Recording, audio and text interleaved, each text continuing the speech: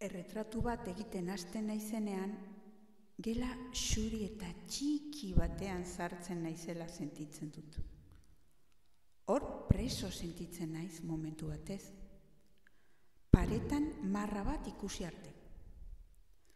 Orduan, marra bihurtzen da leiho eta irekitzen dut. Haize epela aurpegian sentitzen dut. Eta nire aurrean zerumuga zabaltzen da.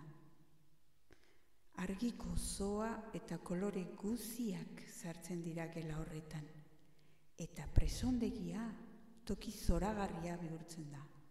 Askatasunez betea. Leiho horiek zuen begiradak dira.